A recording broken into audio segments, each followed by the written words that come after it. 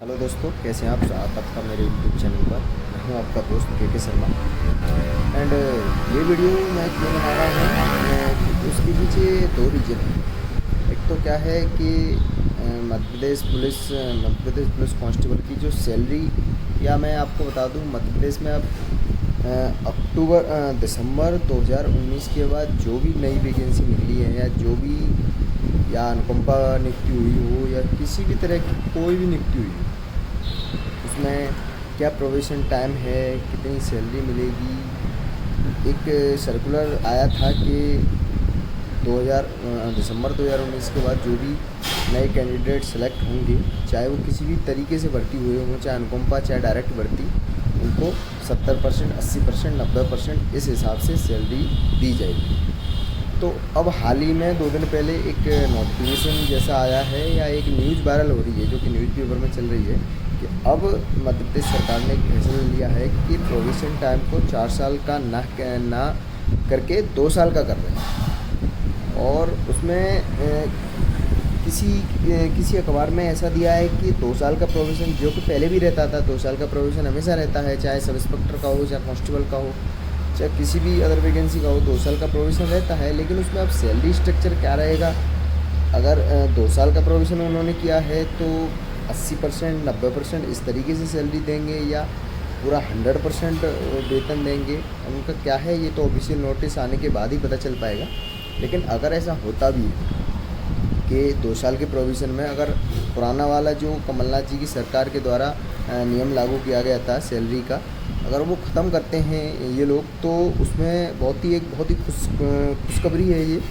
अभी जो हाल ही में 6000 पोस्ट पे जो कांस्टेबल की वैकेंसी चल रही है, मैं उसी के लिए, हालांकि मेरा मेन मोटो यही था कि जो मेरे भाई जो फिज़िकल दे चुके हैं, जो फिज़िकल में क्वालिफाइड हैं, और जो बहुत ही बेसब्री से इंतज़ार कर रहे हैं मध्य प्रदेश कांस्टेबल के रिज़ल्ट का, तो उनके लिए ये बहुत खुशखबरी की बात है, क्योंकि उनको सैलरी उनके बेसिक प्लस डीए का 70% मिलने वाला था, अब उनको 100% मिलेगी। तो ये बहुत ही खुशी की बात है। तो मैं बधाई देना चाहूँगा, अगर ऐसा होता है तो बहुत अच्छी बात है। बाकी कुछ लड़के ये भी सोच रहे होंगे कि नोटिफिकेशन में तो दिया था कि 70%, 80%, 90% मिलेगा, तो नोटिफिकेशन के हिसाब से हमें वही मिलेगी। तो ऐसा कुछ नहीं है, ये गवर्नमेंट के ऊपर डिपेंड करता है सैलरी का। सिर्फ नोटिफिकेशन में हम कुछ बातें चेंज नहीं कर सकते, जैसे वैकेंसी इंक्रीज डिक्रीज वो चेंज कर सकती है मध्य प्रदेश सरकार, और सैलरी स्ट्रक्चर का भी मध्य प्रदेश सरकार अपने हिसाब से घटा बढ़ा सकती है। अब ऐसे तो अगर डीए बढ़ेगा तो क्या आपको नए नियम से डीए नहीं दिया जाएगा क्या? सारी चीज़ें आपको नए तरीके से दी जाएंगी। जिस दिन आपकी नियुक्ति होगी उस दिन कौन सा नियम मध्य प्रदेश गवर्नमेंट की तरफ से लागू है, उस हिसाब से आपको सैलरी दी जाएगी। बाकी जो रिज़ल्ट का वेट कर रहे हैं, रिज़ल्ट का काफ़ी समय हो चुका है, रिज़ल्ट बस आने में ही है।